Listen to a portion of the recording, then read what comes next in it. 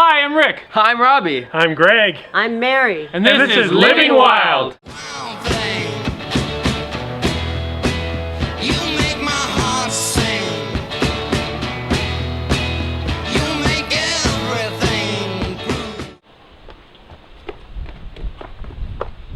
think I see native plant landscaper in there.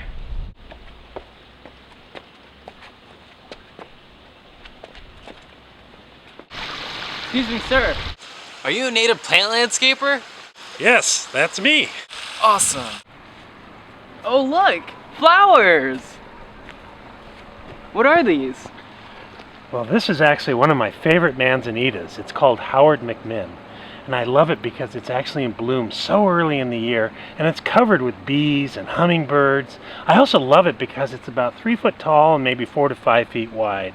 And it's very adaptable, great in gardens. I could grow this thing in the middle of a golf course if I wanted to. This plant is not happy. What you've just found is a ceanothus, a wild lilac, that isn't doing too well.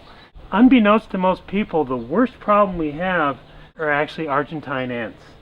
And the ants support, place, and protect little insects that suck the sap out of this plant. And that's exactly what's happening here. Greg, you've got a leak. Well, no, actually, it's supposed to be this way. This is actually a bird bath.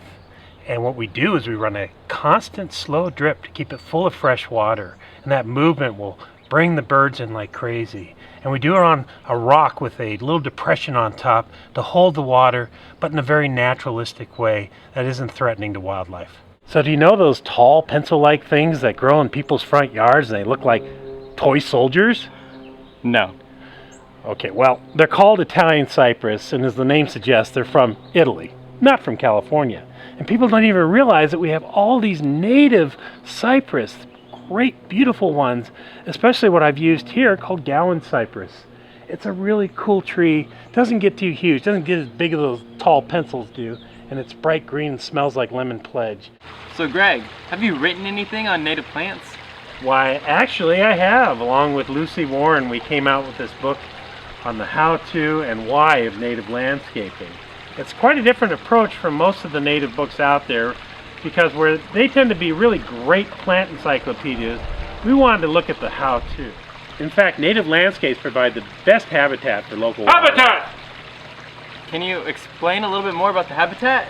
Well, habitat is really the place where animals live. It provides shelter, provides food, a place to raise young, and also a water source.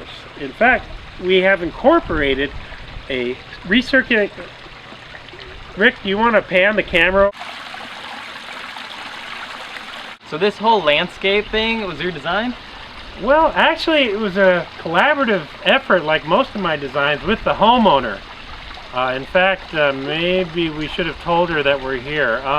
Tell me about the process and what your mindset was when you decided you wanted to go with a native landscape. Got very sick, and I had breast cancer, actually. I was unable to take part in the walks and the tours and so forth. So you surrounded yourself with a little bit of wild California right at your back doorstep. Right. Having grown up here, it was what I remembered from my childhood. It was almost magic. And what's the experience been like over the years as this garden has grown and developed? Well, I'll tell you something. There are a lot of critters. We've had deer in here. We've had coyotes. Way more birds, bugs, all kinds of creatures. I mean, it's just constantly interesting to me. It's my resting place.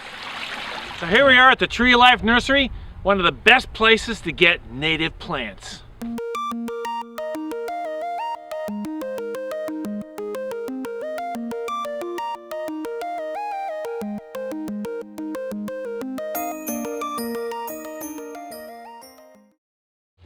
So Colin, not everybody has a 500-year-old sycamore they can have to start off with to start habitat in their yard. So you just have a little space in your backyard. What do you do with native plants? Right, even if you have a little space, you put in a few native plants and you will bring in birds and So what do we have butterflies. here? Right here we have a mix. We have a mix of California native plants, plants from Baja, and then certain desert plants. We're going to grow as many species as we can, and we do about 400 different varieties of native plants. These are transplanted seedlings, and right now I see a lot of coastal sage scrub stuff. Encelia californica, Artemisia californica, more Encelia, some bladderpod, monkey flower. Oh, Euphorbia misera. Why are you doing this? Why is this so fun for you? Connecting people, because that's what this is all about, to nature with native plants. It's yours. It's your habitat. You're sharing it with what John Muir called fellow mortals, our fellow mortals. And now when you're outdoors in your garden or just on your patio having coffee or whatever, and it's working, it's functioning like an ecosystem, you go out in your mind to a wild place. So now, okay, you just saw a skipper butterfly, right? Yeah. See, I think for me, that's what makes the difference, because you knew that was a skipper, and if something comes by that's not a skipper, you know it's not a skipper. Right. Right? Right. Because you've identified these things. And And I'm not that good at that, but right. yeah. I mean, and I just find it's more interesting when you actually know some of the things that are out there. Sure. Yeah. Does that make sense? Absolutely. Because then you go anywhere you go, you have friends. Oh, that's what we're doing. We're singing. Y'all know nothing about that. Watch me.